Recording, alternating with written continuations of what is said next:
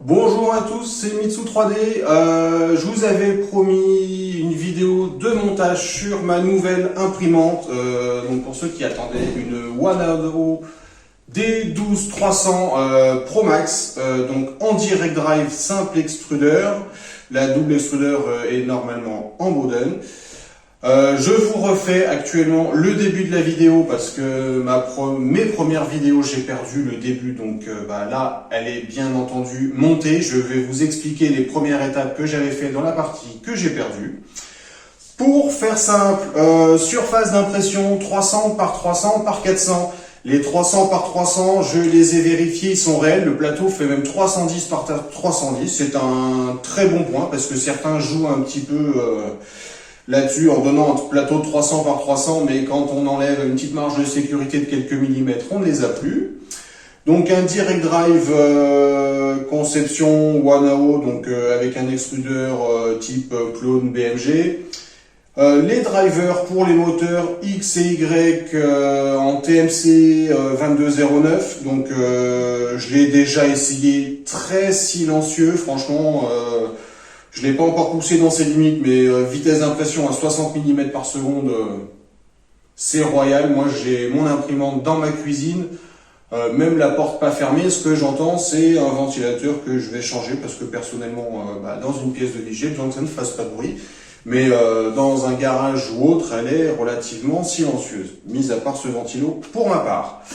Qu'est-ce que j'ai d'autre à les donner pour du 60 mm par seconde conseillé. Donc je l'ai déjà testé à cette vitesse-là, je ferai une autre vidéo sur mes essais. Résultat très correct, sans aucune calibration. J'ai uniquement fait un leveling pour pouvoir réaliser mon impression correctement. La seule chose par rapport à cette vitesse, Wanao devrait corriger son site, j'espère.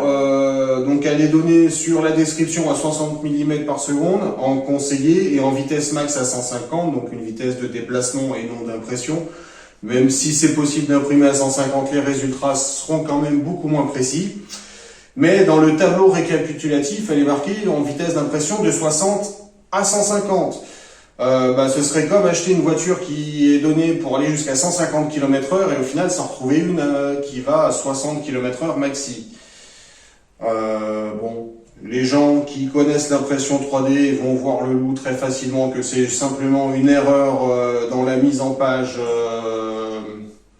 du descriptif de l'imprimante, mais un néophyte total ou un parent qui veut faire un cadeau à son enfant pourrait se faire avoir en voyant cette vitesse-là. Ce sont des vitesses de déplacement. On peut aller dans l'impression, bien entendu, mais de là à dire que c'est une vitesse d'impression normale à 150, je ne pense pas.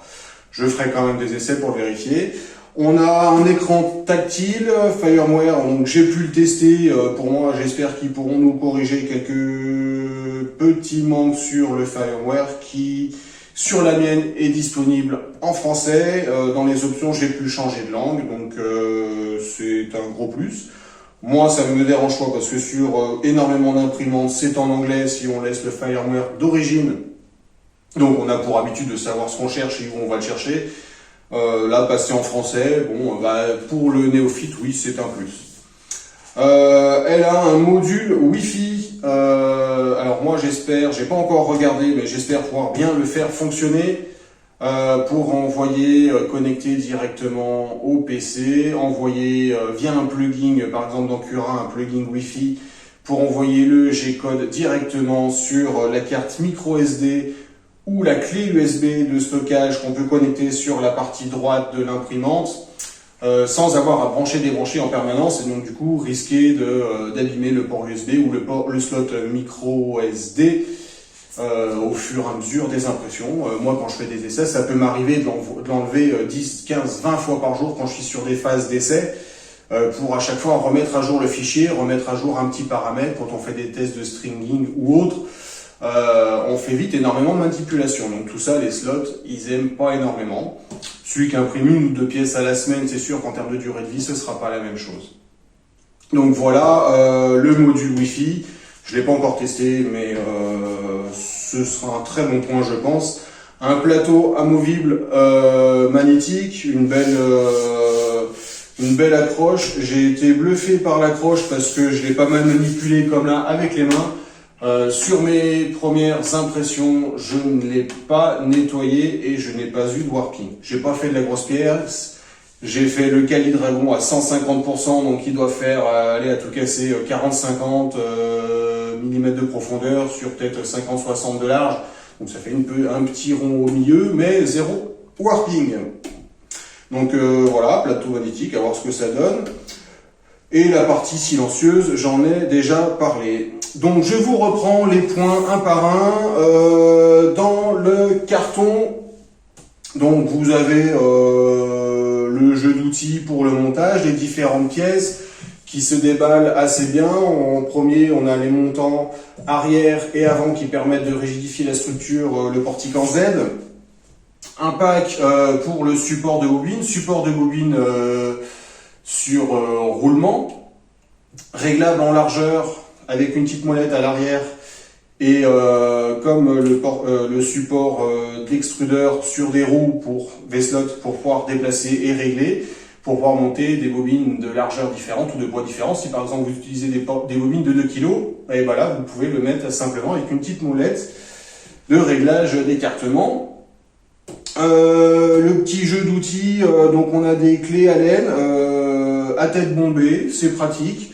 Bon, avoir la qualité des clés dans le temps, parce qu'en règle générale, les outils qu'on donne avec des imprimantes ou n'importe quel matériel qu'on achète, ça reste des outils très bas de gamme, donc il faut faire très attention, ça foire assez vite. Donc vu que les têtes rondes sont déjà fragiles, on va voir ce que ça donne. Moi je les ai pas trop utilisés. Les jeux de clés qu'on a habituellement pour les bus, pour les excentriques, tout ça c'est logique. On a des petits caches, un ou deux petits caches, je sais plus, qui permettent de passer des câbles électriques en partie haute et de les clipser dans les rails alu.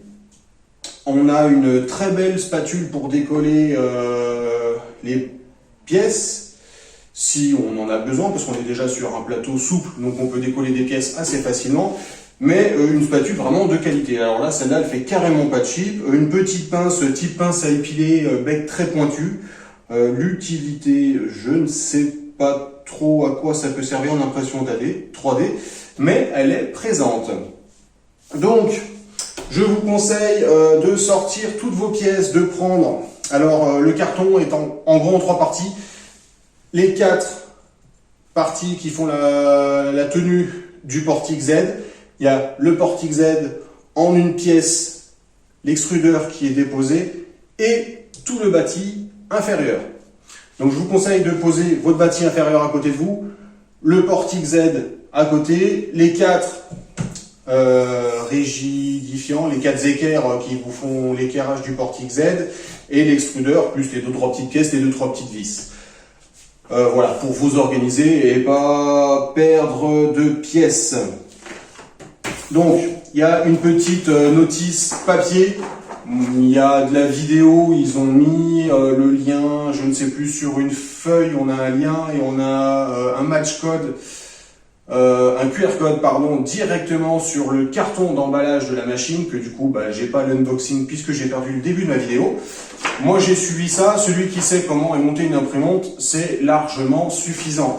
Je vous ferai le minimum de coupures sur le montage pour vous rendre compte du temps total, parce qu'on a beau avoir pas grand chose à connecter, ça m'a pris quand même pas mal de temps. Après, je suis resté tout le long de la vidéo en échange avec vous, ce qui monopolise quand même pas mal l'attention et fait que je suis pas vraiment du tout allé vite pour la monter. J'ai vraiment pris mon temps, j'ai vraiment expliqué les choses au fur et à mesure et surtout, je n'avais que 2 mains. Être à 2 pour 2-3 petits trucs, ça aide, même si c'est pas du tout indispensable. La première étape, on a 4 vis M5 par 40 dans le sachet de vis, c'est simple, ce sont les plus grandes, 40 mm c'est la longueur filetée sous la tête. C'est tout simplement pour monter tout de suite le portique Z. Vous pouvez pencher votre imprimante, la mettre sur le flanc, elle tient pas en équilibre. Alors c'est cette phase-là que j'ai fait tout seul et que une main de plus pour sécuriser, on va dire, le bâti et le temps de mettre les parties Z, les 4 vis à mettre dessous. Une main supplémentaire, ça aurait été pas mal. je l'ai fait sans aucun souci, mais c'est quand même une petite prise de risque, le petit équilibre des pièces.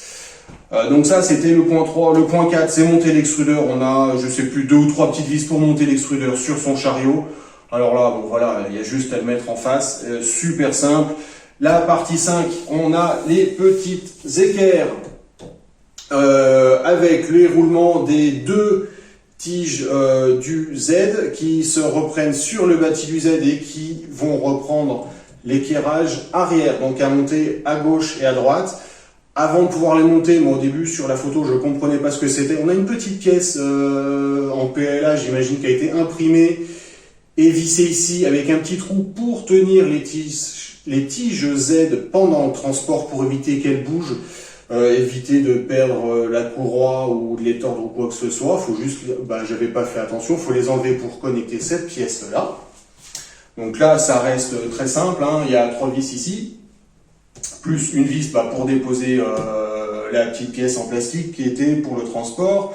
Après, on a donc les montants arrière à monter. On a une vis en bas, une vis en haut et là, je ne les ai pas.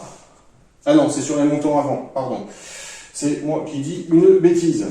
Donc, les montants arrière, on a juste une vis ici, une vis en bas. Donc, en bas, c'est une partie articulée. Vous verrez, il y a une petite entretoise à mettre au milieu de la pièce. Ça reste très simple. Voilà, on a monté les montants, on a monté les équerres. Il reste les équerres ou les rigidificateurs structure, vous appelez ça comme vous voulez, à monter à l'avant. Cette partie-là est articulée. Du coup, il y a 4 petites équerres en acier à monter. Ici, à monter, moi j'ai monté, comme monter sur la notice, à l'extérieur de l'imprimante. Donc il y en a une autre de mon côté. Je ne vais pas vous montrer la symétrie puisque c'est exactement la même chose. Parce que ici, on reprend cette structure-là sur un seul point. Donc, je pense pour rigidifier et surtout connecter correctement cette pièce au montant du Z. Voilà, un petit équerrage ici. Et pour rigidifier cette pièce sur la notice de montage, on a un petit équerrage ici avec un petit angle. La différence, elle est à 90 degrés et elle est peut-être à 100 ou 110 degrés. Elle est légèrement ouverte. Moi, je les ai montés à l'intérieur des montants et pas à l'extérieur. Sur les photos, ils se montent à l'extérieur, mais ici, on a une petite tête fraisée, une vis à tête fraisée qui dépasse légèrement et du coup, ça gênait. Donc, est-ce qu'elles sont pas assez vissées ou quoi? J'ai préféré y monter à l'intérieur. Ça a exactement le même rôle. Vous verrez si vous y montez sur la vôtre à l'extérieur et qu'elle ne dérange pas ou à l'intérieur. Voilà. Donc, les 4 équerrages, l'équerrage ici, l'équerrage de cette pièce-là à monter. Le reste, c'est dans la suite des vidéos. Je vous reprends dans 30 secondes le temps de changer.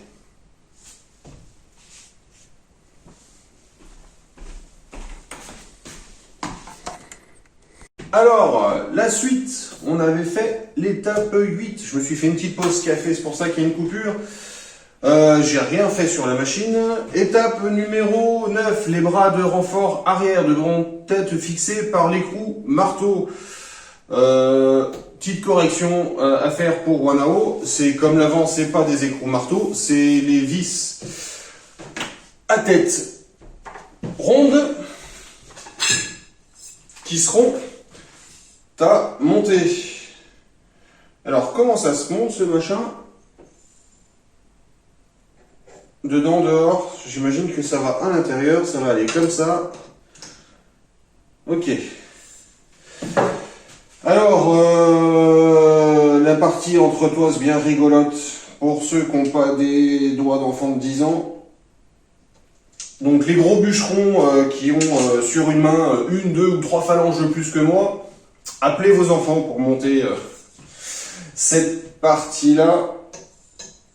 Non, j'en rigole, mais c'est pas non plus méchant à monter, mais c'est pas super pratique.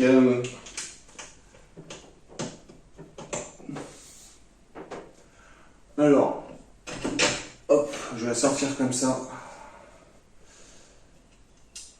Alors, est-ce que je vais réussir comme le deuxième du premier coup en quelques secondes ou pas du tout comme le premier.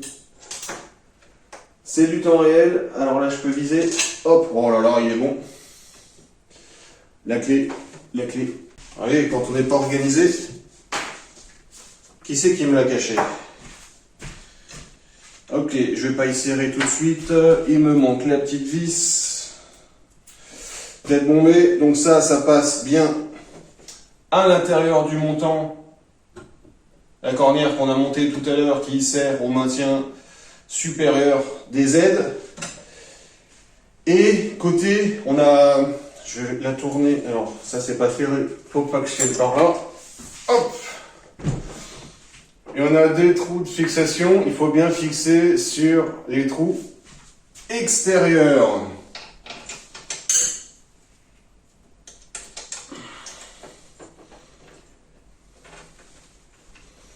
Alors voilà, maintenant je vous ai montré.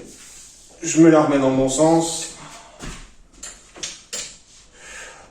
Mécaniquement, ce que je peux reprocher par rapport à comment on doit faire un montage mécanique correct, on n'a pas de rondelles et pas d'écrou-frein. Un minimum des rondelles grower ou éventail. Sur une imprimante où il y a beaucoup de déplacements, il y a beaucoup de secousses, il y a beaucoup de vibrations. Là, je vois qu'il y en a. Soit du joint, soit du grower, je ne sais pas ce que c'est. Ça a l'air d'être une sorte de grower chinois, j'ai jamais vu celle-là, mais au moins elles sont existantes.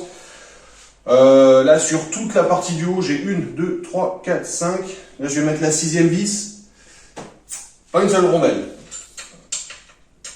Vu ce que ça coûte, c'est quand même dommage. Ça évite d'être embêté dans 6 mois parce que on a des vis qui commencent à être desserrées. Et ça évite de psychoter sur le serrage qui n'est dans notre tête jamais suffisant. Et où on a souvent tendance à serrer trop quand on n'a pas de couple de serrage. C'est pareil, celui qui veut faire un montage ultra mécanique, qui a une petite clé de serrage, par exemple celui qui bricole sur des cadres carbone en cycliste, on a tous des petites clés de serrage qui montent jusqu'à 6 Nm. Voilà. Et ben il peut pas le faire parce qu'on n'a aucun couple de serrage. Donc Wanao, si vous visionnez cette vidéo, même les autres fabricants d'ailleurs, parce que clairement c'est pas courant. Alors je sais que pour le commun des mortels, il y en a plein qui ne savent pas ce que c'est, mais ceux qui le savent, c'est frustrant.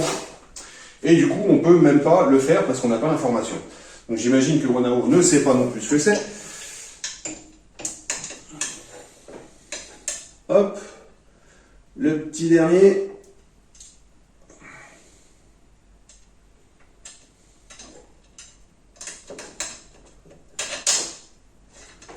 Ah bah j'ai critiqué ce montage, mais au final j'en ai 3 qui se sont faits super bien. Tac, la dernière petite vis.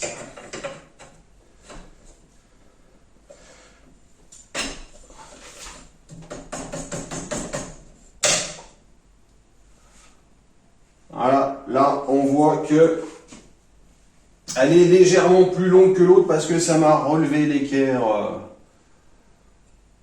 Alors plus longue ou juste légèrement coupé de travers.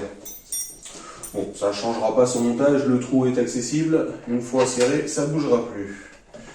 Une fois de plus, il manque une petite rondelle frein type grower ou éventail.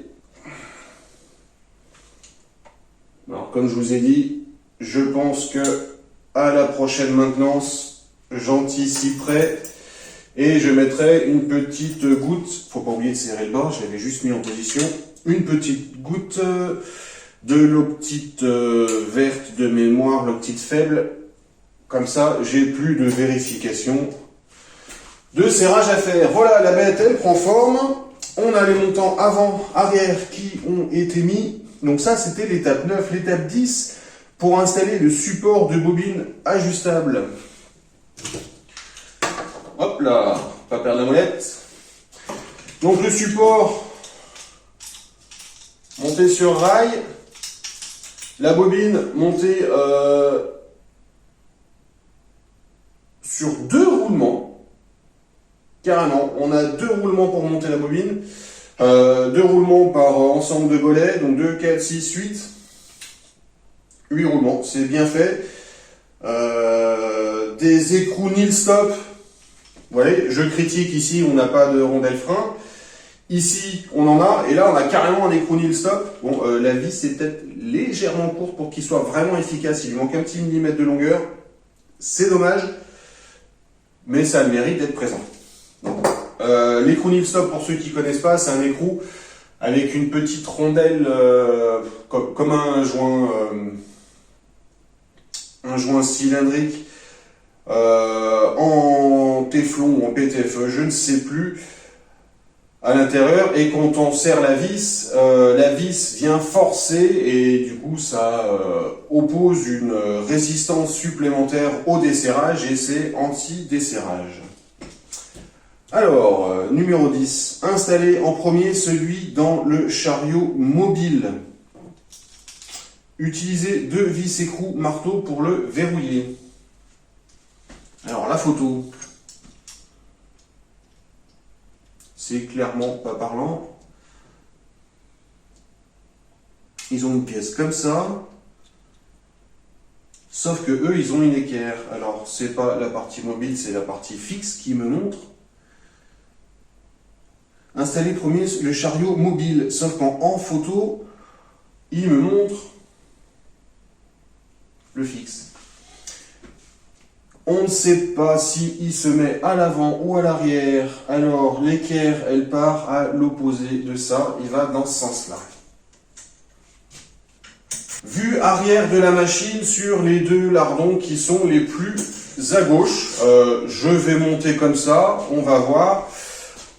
C'est pareil, les vis pour les trouver, petit sachet numéroté 5, enfin, dans mon carton, je vous garantis pas que le vôtre sera numéroté 5, avec le petit cache en plastique qui rentre dans les rails alu pour reprendre le petit câble. Là voilà, c'est juste un petit cache, je l'installe, il y en avait déjà un installé, donc j'y mets symétrique, voilà, ça permet d'éviter que le câble vienne s'accrocher quelque part. Petit truc dommage, le câble, il l'aurait fait passer à l'arrière, on n'avait pas de lardon, on aurait pu le rentrer tout à l'intérieur. Alors que là, au niveau du support, eh ben, il ressort du rail pour passer le support et rentrer de l'autre côté. C'est du petit détail, mais c'est dommage. Esthétiquement, on aurait un truc absolument parfait. Là, il est déboîté, le câble, je viens de voir ça. Hop. Mais il y a des caches pour les câbles qui permettent de faire passer les câbles à l'intérieur des rails et franchement esthétiquement c'est une très très bonne idée, j'adore. Voilà, le petit défaut ici. Donc l'étape d'après, donc je viens de faire la 10, la 11, pour installer le côté ajustable du support de bobine, vous devez utiliser les clés pour assembler les roues. Donc nous avons une vis excentrique, hop, la clé c'est celle-là. Ça va, elle n'a pas trop de jeu. Et ajuster la pression de la roue excentrique de réglage. Donc la roue excentrique, c'est bien joli. De toute façon, elle a qu'un seul sens de montage. On ne peut pas se tromper. Mais du coup...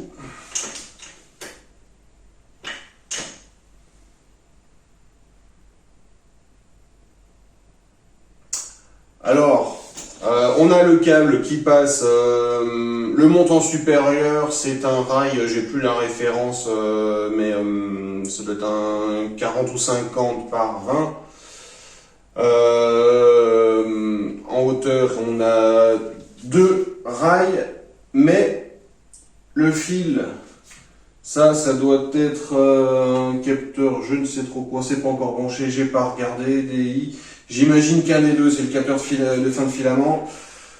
Il passe du coup dans le rail supérieur, du coup, lui. Il me sert pas à grand chose. Je vais démonter mes petits caches et passer mon fil dans le rail inférieur. Remettre mon cache. Hop. On verra s'il faut y modifier. Je pense que comme ça, ce sera déjà bien mieux. Alors, est-ce que j'avais une vis? C'est la petite molette, vis M4, M5, je ne sais plus. J'ai dit dans ce sens-là. Est-ce qu'on aura assez de jeu sur l'excentrique pour le monter sur le rail? Ça m'étonnerait.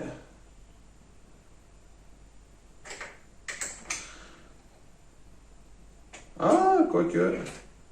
Ah, bah, de toute façon, ils ont prévu le coup. Ok.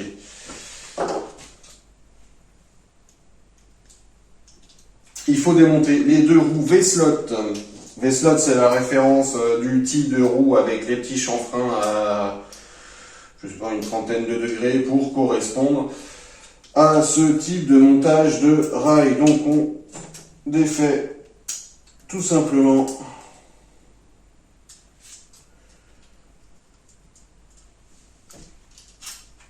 les roues. Attention au montage. Donc je vais en défaire qu'une seule. Est-ce que j'arrive à y passer? Voilà. Je remets l'entretoise, je remets, hop, une roue, si j'y arrive. Alors là, il faut que je me mette absolument dans le rail pour avoir assez de jeu. Tac, tac, tac, on est pas mal. Je remets l'écrou nil stop sur mon axe. Alors là, j'ai la courroie de synchro des aides qui m'embête un petit peu, mais c'est pas bien dérangeant. Ok, on est bon. J'ai plus qu'à serrer du coup les deux vis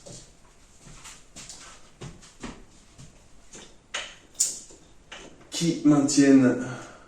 Si je prends pas la bonne clé, on va pas aller bien loin. Les roues V-slot. Alors, est-ce que je vais y arriver? Ah bah la tête ronde, si.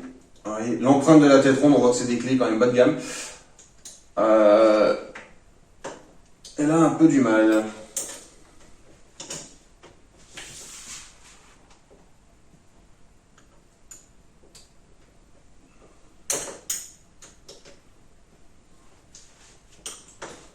Ouais, si elle y va quand même. Je galère un peu, mais elle y va. Ok, j'ai pas mal avancé. Ouais, encore un petit peu.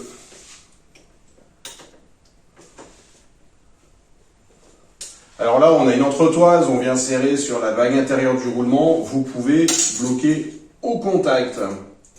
Ce n'est pas une vis de réglage. Ok pour la première. La deuxième. Est-ce que je vais avoir assez de force avec mon pouce? Ouais, ça va. Parce que le problème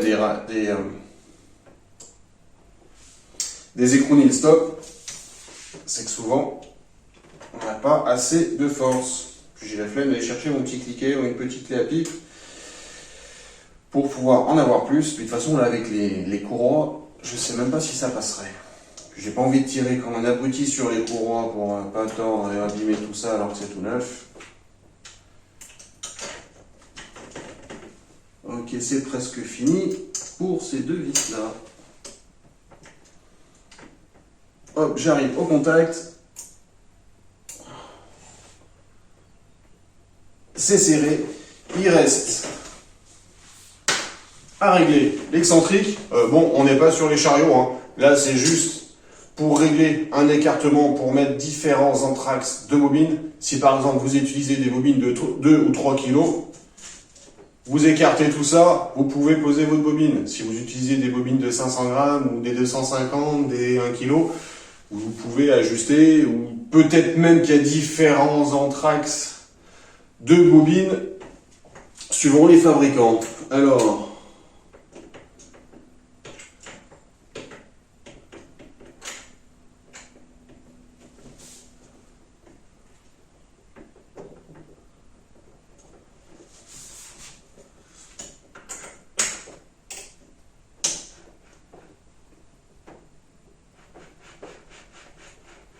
plus de jeu, parfait. Il reste, j'ai vu tout à l'heure, je prends une clé, j'ai pas besoin de clé. La petite molette de serrage rapide, il y a un lardon en partie supérieure du rail. C'est juste pour vous maintenir en position le rail. Et donc, le rail, pas le rail, le support de bobine. Donc on aura une partie fixe. Pour l'instant, je la laisse libre parce que je la réglerai une fois que j'aurai mis ma bobine montée dans mon direct drive pour centrer ça correctement.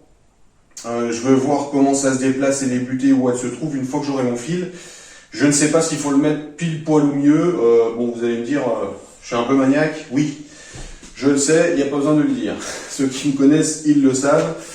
La suite, je pense qu'on a quasiment fini. Le 10 c'est fait, le 11 c'est fait, le 12, ah bah c'est ce que je viens de faire. C'était la petite molette de serrage rapide. On va plus vite que la notice Wanao. Le 13, récupérer le capteur de fin de filament en le débranchant si ce n'est déjà fait. Oui, bah il était dans un sachet, donc je vais pas le récupérer puisque il n'était pas monté. Lui et sa petite vis, on va pas les perdre. Les petits sacs plastiques, on va les enlever. Il y a une étape que je n'ai pas vue et qui n'est pas mentionnée. J'ai deux équerres à angle droit qui correspondent à quoi? Alors,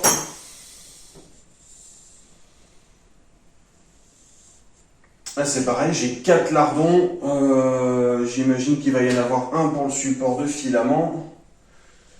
Donc, il manque une étape au point 8 ou une photo. Moi, j'aurais séparé cet éclairage ici de l'éclairage qui va dans les montants ici.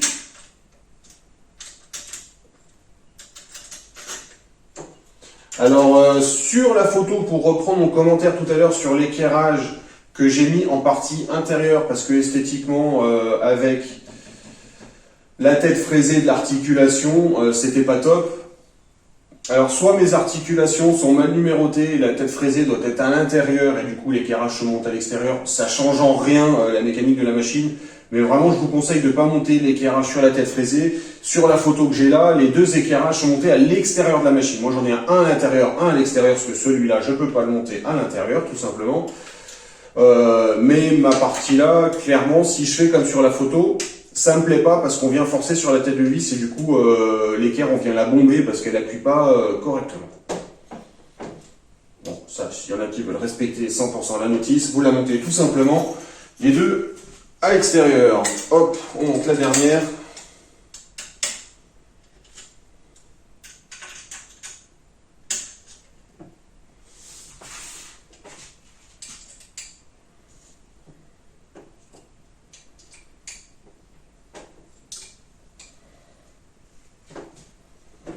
Ok, donc les pièces, il me reste que le détecteur de fin de filament. Installez le capteur de fin de filament sur le support de bobine en utilisant la vis fournie dans votre lot de vis. Donc moi, c'était pas dans le lot de vis, c'était dans le sachet du détecteur de filament. Il doit y avoir un petit trou. Alors j'ai des petits trous de ce côté-là, j'imagine que c'est ça. On y voit à côté d'une vis. Bon, c'est pas super clair. La notice, c'est pas clair du tout. Alors, ça va aller comme ça. On va le monter là, et de toute façon, ce n'est qu'une vis. Je le déplacerai si je juge que c'est nécessaire. Hop, et je pense qu'après, on va passer au branchement. Ok, donc il est monté sur une petite rotule, ce qu'on met sur des embouts de bielle en mécanique. Rotule réglable, donc il est articulé, permet de suivre le fil. Voilà. Donc lui, est-ce qu'il a une petite pastille? Il est numéroté D. Et mon câble D vient ici dans l'angle. Donc je vais l'enlever, je vais le refaire passer par-dessus ou par-dessous, comme je disais tout à l'heure. et le faire passer par dessous à l'arrière. Ou là, peut-être, je ne sais pas. Je verrai ça. Le montage des fils électriques, on va le faire. Donc on va quand même continuer. Retirer tous les adhésifs et mousses faisant très attention à ne rien tordre. Ça se fait pas au marteau, qu'ils nous disent. Alors tous les adhésifs et les mousses, j'ai pas vu 50 000 trucs, mis à part le plastique qu'il y a sur le plateau. Ici, on a un petit scotch par-dessus un thermostat. Non, c'est quoi ça? Attendez, peut-être une torsion de courroie plus qu'un thermostat. Hop. Alors on force un peu pour enlever les caoutchoucs sous les plateaux. Pareil à l'arrière. Hop. Hop. Ça on y jette dans le carton. Le plateau. Alors je sais plus où j'ai vu ça. J'ai vu un système de tension de courant pour limiter, voire totalement annuler l'effet de ghosting. Je m'attendais à un système ingénieux. C'est un tendeur de courroie, quoi. Donc juste un tendeur normalement fait, avec une vis de réglage de la tension plutôt que les vieux systèmes avec des trous oblongs où la tension était plus qu'aléatoire. Je vais en profiter pour faire ma tension de courroie.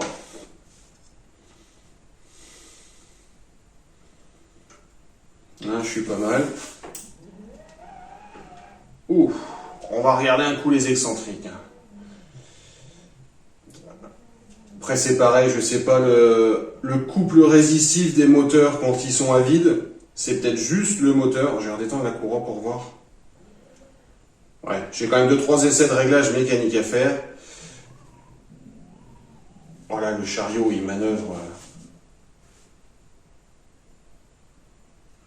Déjà, j'ai pas de jeu dans le montage. Le montage du chariot, du direct drive est tip top. La courroie, on va l'attendre.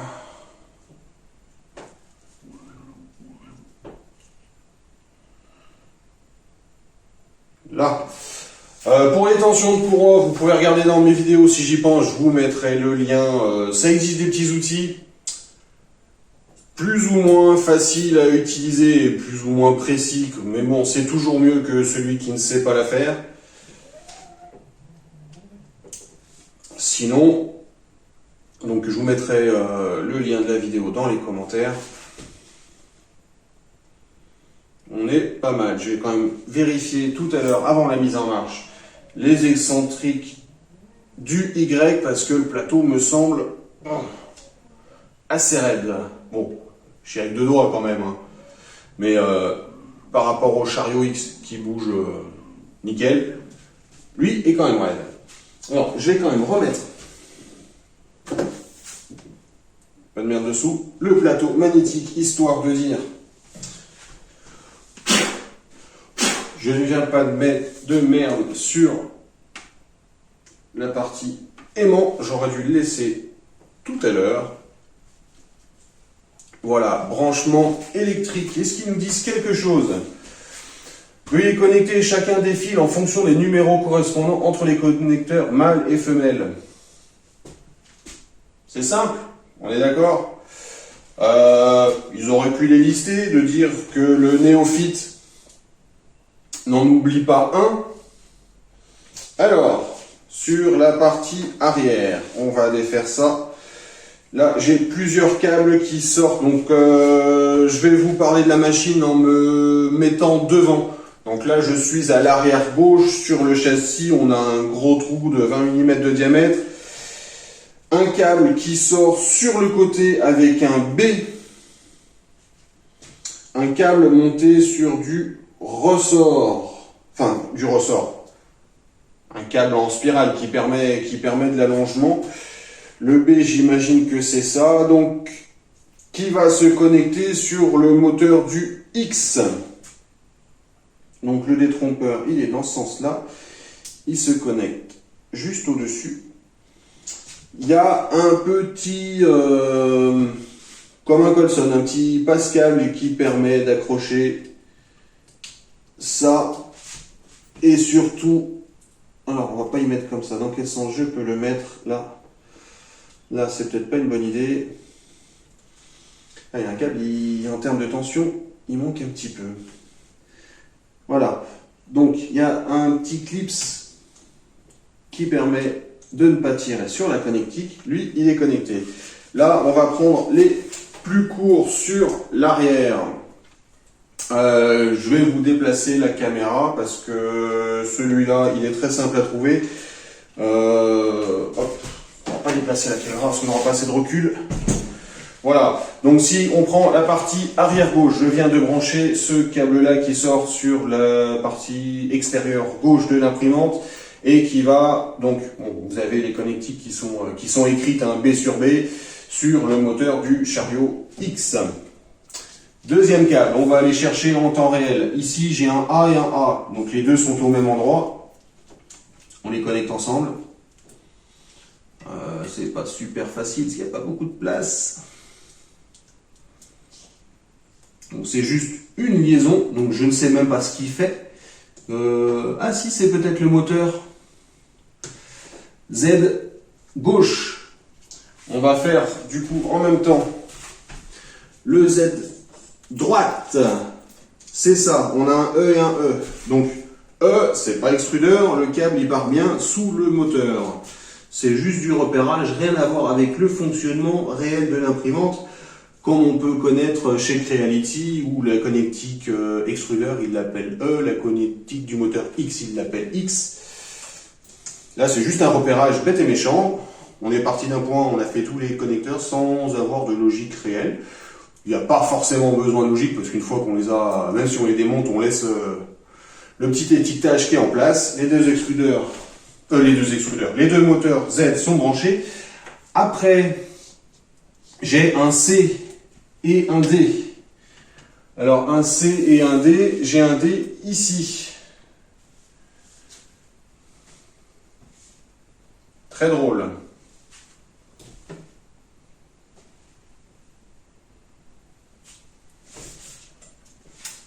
Alors il doit y avoir un petit micmac, parce que là il manque 15 cm.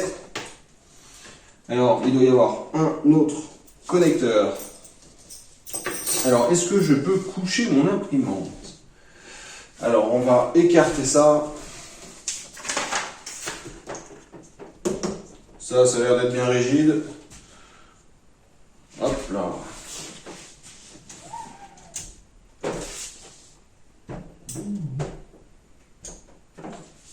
On y va doucement, ça fait son poids. Je regarde dessous, là j'ai une connectique C. Alors, ah non, le C, c'est bien le moteur Z, donc la petite connectique A qui est ici. Alors, vous voyez, les passages de câbles à l'intérieur des profils, esthétiquement, c'est top. En termes de compréhension, c'est beaucoup plus compliqué. Donc, le C, c'est le Z gauche. Voilà, il est branché. Pendant que je suis de ce côté, ici, le Z droite. Là, le repère il s'est barré, mais je vérifie que j'ai bien le bon, même s'il y a peu de doute. C'est le G et le G, on est bon.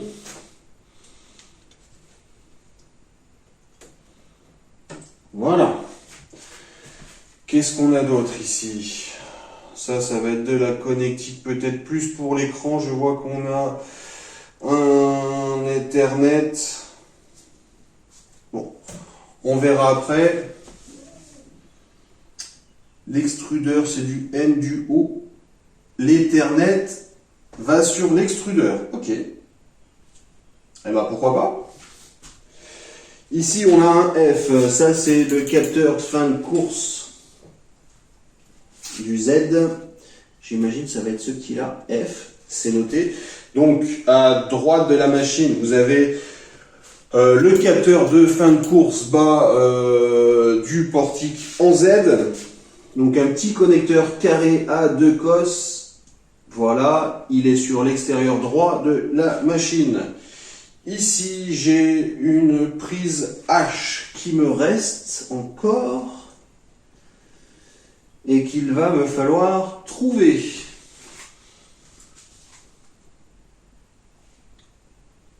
NO. Qu'est-ce que j'ai pas encore branché? J'ai branché les moteurs, j'ai branché... On va remettre ça à plat. Ah, ça fait son poids au bout de bras quand même, hein, à manutentionner. Alors le capteur ici, il est branché avec le B, donc lui, il est fait. Le capteur Z, il est fait. En haut, qu'est-ce que j'ai? Ah, j'en ai un qui est derrière, là, c'est quoi? Un J, un D, un I. Et là, c'est un H. J'en ai un autre ici, H. Ok, on va jusqu'ici, c'est fait. Bon. Alors, il va y avoir un câble de cachet pour faire le même système que je cherchais tout à l'heure, le D qui remonte ici. Je dois avoir un D dans un démontant. On va chercher ça. Alors, j'aurais dû les brancher tout de suite.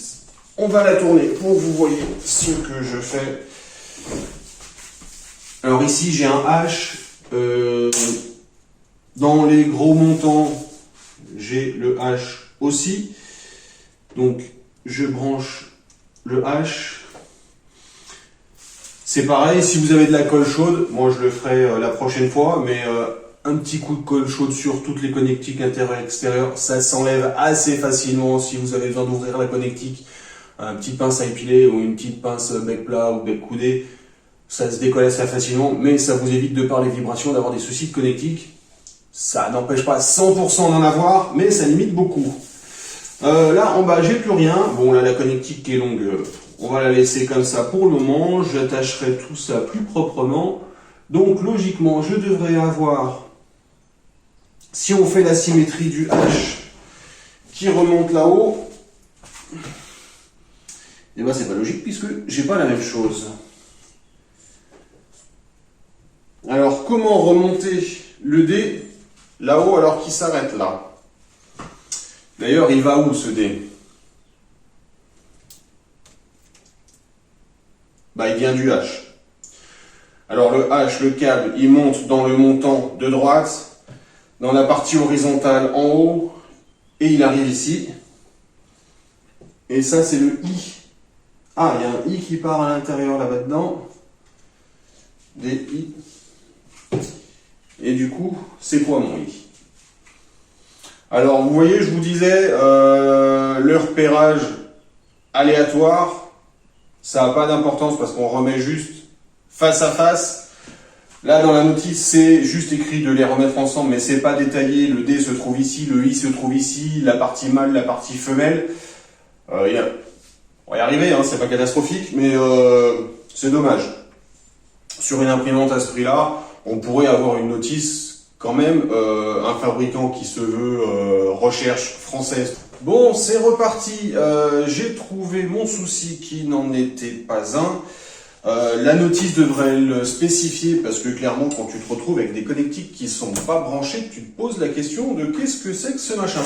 C'est tout simplement les connectiques qui sont prévues pour rajouter le deuxième extrudeur parce que ces D12 sont prévus en simple ou en double extrudeur.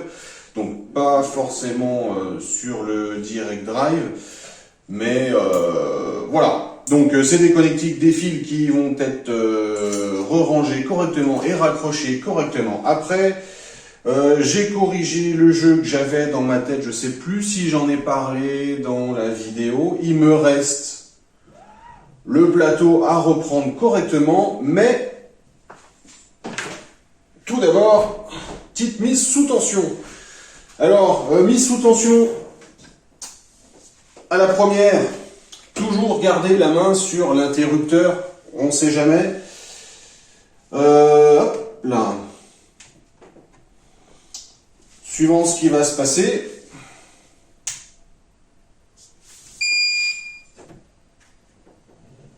On va monter un peu le Z, vérifier que la buse, une fois qu'on attaque le capteur, ne touche pas le plateau. On attaque bien la buse avant le plateau. Alors, lors de la conception, ils avaient un firmware en anglais. Faut aller sur les liens qui sont le match code qui est sur le carton. Ici, la vidéo que vous avez, elle est ultra sommaire. Franchement, elle sert à rien. C'est une vidéo de 5 minutes. Vous avez vu le temps que j'ai passé pour le montage alors qu'il n'y a pas grand chose à monter. Mais pour être sûr, tout soit bien monté, je préfère prendre 2 heures que de courir et de faire ça en 1 heure et d'être emmerdé dans une semaine. Donc allez sur le lien du match code qui est directement, enfin du QR code, pas du match code, pardon, qui est sur le carton, qui vous enverra sur une page Wanao avec, de mémoire, il doit y avoir la vidéo du live il y a une semaine, 15 jours, ou un mois, je sais plus. Bon, c'est pareil, le live... c'est pas une vidéo de montage, clairement, moi j'en attendais plus quand même d'une entreprise qui se vend concepteur français. Concepteur français, oui, mais tout ça là, bon, le papier de montage est relativement propre, demande quand même des corrections pour... faut quand même penser que l'impression 3D, il y a des gamins de 12 ans qui s'y mettent, les parents sont pas forcément derrière, même s'ils sont derrière, ils sont pas forcément dans la technique, dans le montage, ils risquent de se poser des questions. Pour moi, une notice de montage doit être carrée. Le mode opératoire, clairement, il est à revoir. Voilà, l'imprimante est sous tension. Du coup, j'étais en train de vous dire, par rapport au firmware de l'écran, donc sur le lien du QR code qu'on a sur le carton, il doit y avoir un lien pour télécharger un firmware en français. Là, j'ai la version anglaise. Depuis la conception, ils en ont développé un en français, mais bien sûr, il n'est pas à jour dans l'imprimante, donc il vous faudra faire la manipulation. Voilà. Sinon, je sais plus où je l'ai posé. La prise USB au déballage de l'imprimante. Je vous ai montré un dongle. En fait, c'était pas un dongle, c'est une prise USB de stockage. Donc, c'est pas, ils n'ont pas fourni une carte micro SD. L'emplacement de la carte micro SD est disponible, mais il y a aussi une connectique USB et donc on a une clé USB de stockage pour faire les transferts. Ils disent bien dans la vidéo qu'ils ne savent pas la qualité de cette clé USB, donc à tester, à voir si elle déconne. Moi, perso, je pense que je vais voir comment je fonctionne. Je vais peut-être me remettre ma micro SD. J'en avais acheté 2 pour mon autre imprimante. C'était un lot de 2, donc comme ça au moins je suis rassuré de ce côté-là. Ce serait con sur un print de 2, 3, 4 jours d'être bloqué à 10% de la fin et de perdre 500 grammes de filament. Ce serait dommage. Donc voilà, on va regarder un peu les menus. Est-ce qu'on a un petit auto-home pour voir Tool, qu'est-ce qu'on a dans les tools? Préchauffage, extrusion, move, home. Alors, on remet les doigts sur le bouton d'arrêt au cas où. Home, all. On remonte. Là, j'ai déjà tout vérifié. Donc, avant de faire votre auto-home, vérifiez quand même qu'on va taper les capteurs sans faire aucune butée. Le home, la buse est bien dans l'angle.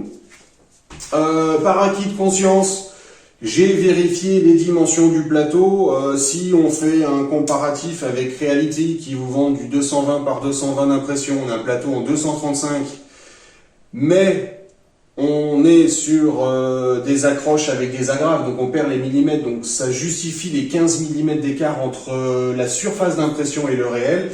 Là, j'ai voulu vérifier, je ne sais pas comment on désactive, retour, back,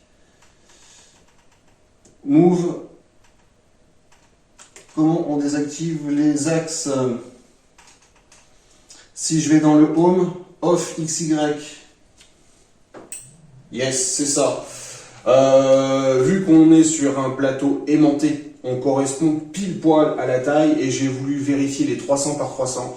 On a même une surface d'impression, enfin une surface de plateau de 310 par 310.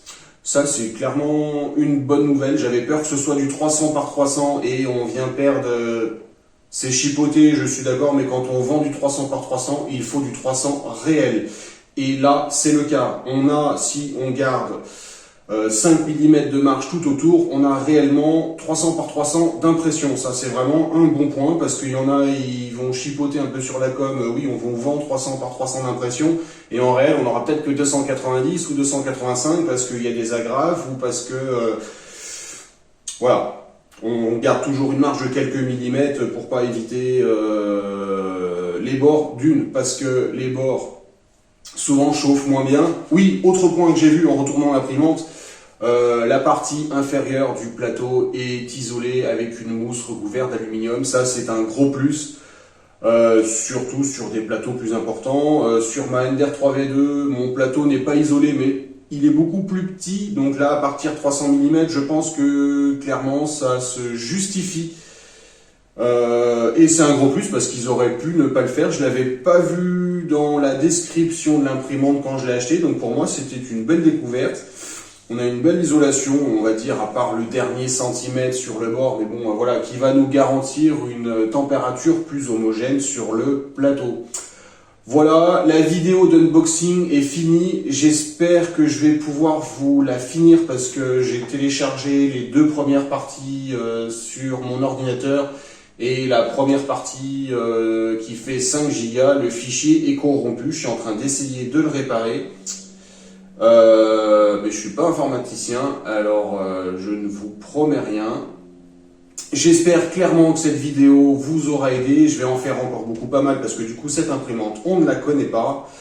Donc pour aider tous les nouveaux acquéreurs de celle-là. J'espère qu'elle vous a plu, la vidéo. N'hésitez pas dans les commentaires si vous avez des questions.